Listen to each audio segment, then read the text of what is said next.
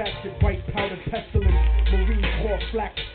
Hacked the Pentagon for self-incriminating evidence of Republican manufactured white powder pestilence, Marine Corps flak vest with the guns and ammo, spitting bars like a demon stuck inside a piano, turn a Sambo into a soldier with just one line. So here's the truth about the system that fucked up your mind. They gave Al-Qaeda $6 billion in 1989. When? 1992, and now the last chapters of Revelations are coming true. And I know a lot of people find it hard to follow this, cause subliminal bigotry makes you hate my politics. But you act like America wouldn't destroy 2 buildings in a country that was sponsoring bombs dropped on our children. I was watching the towers, and though I was the closest, I saw them crumble to the earth like they were full of explosives, and they thought nobody noticed the news report that they did about the bombs planted on the George Washington Bridge. 4 non-Arabs arrested during the emergency, and then it disappeared from the news permanently. They shoved the tape of Osama, and they said it was proof. Jealous of our freedom, I can't believe you brought that excuse. Rocking our motherfucking flag don't make you a hero. Back to ground zero. The devil crept into heaven, God overslept on the 7th. The new world order was born on September 11th. And just so conservatives don't take it to heart, I don't think Bush did it. Why? Because he isn't that smart. He's just a stupid puppet taking orders on a cell phone from the same people that sabotaged Senator Wellstone.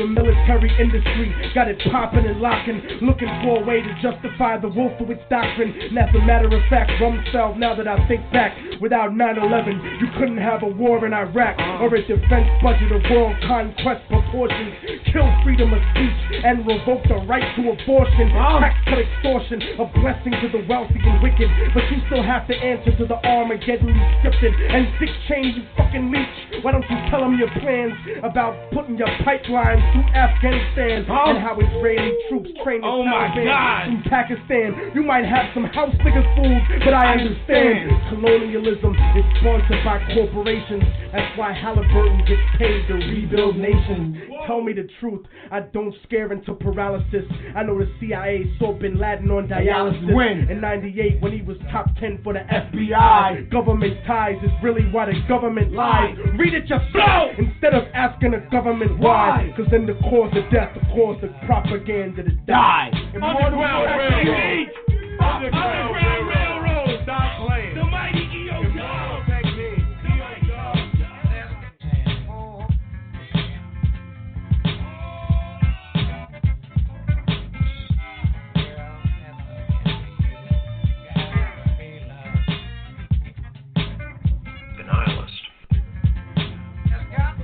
I once knew a nigga whose real name was William. His primary concern was making $1 million, being the illest hustler that the world ever seen. He used to fuck movie stars and sniff coke in his dreams. A corrupted young mind at the age of 13. Nigga never had a father and his mom was a fiend. She put the pipe down, but for every year she was sober. Her son's heart simultaneously grew colder. He started hanging out, studying bags in the projects, checking the young chicks looking for hit and run prospects. He was fascinated by material objects, but he understood money never brought respect. He built a reputation cause he could hustle and steal, but got locked once and didn't hesitate to squeal. So criminals he chilled with didn't think he was real. You see, me and niggas like this have never been equal. I don't project my insecurities on other people. He feeded for props like addicts with pipes and needles, and so he felt he had to prove to everyone he was equal.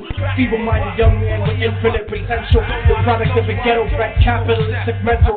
Coincidentally, dropped out of school to sell weed, dancing with the devil's smoke till his eyes would bleed. But he was sick of selling trees and gave it to his greed. Shorties running wild, smoking cess, drinking beer. The what? The right to tax it.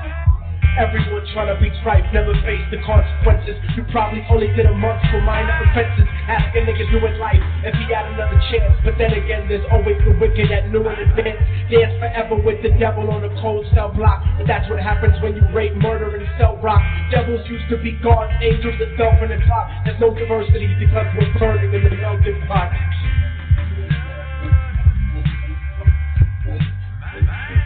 So Billy started robbing niggas, anything he could do to get his respect back in the eyes of his crew. Starting fights over little shit up on the block. Stepped up to selling mothers and brothers to crack rock. Working overtime, making money for the crack spot. Hit the jackpot and wanted to move up to cocaine, fulfilling the Scarface fantasy. Stuck in his brain. Tired of the block niggas treating him the same. He wanted to be major like the cutthroat to the top. But when he tried to step to him, niggas showed him no love. They told him any motherfucking coward can sell drugs. Any bitch nigga with a gun can butt slugs. Any nigga with a red shirt can fuck like a blood. Even puppy smoke a motherfucker up in the club. But only a real thug would stab someone till they died. Standing in front of them, staring straight into their eyes. Billy realized these men were well guarded, and they wanted to test him before business started. Suggest raping a bitch to prove he was cold-hearted. So now he had a choice between going back to his life or making money with made men. Up in his sights, his dreams about cars and ice made him agree. A hardcore nigga is all he ever wanted to be. And so he met this Friday night at 2:45.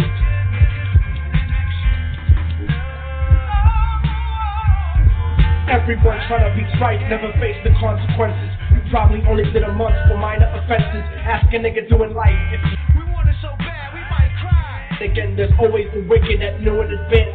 Dance forever with the devil on a cold cell block. But that's what happens when you rape, murder, and sell rock. Devils used to be God's angels that fell from the top. There's no diversity because we're burning in the melting pot.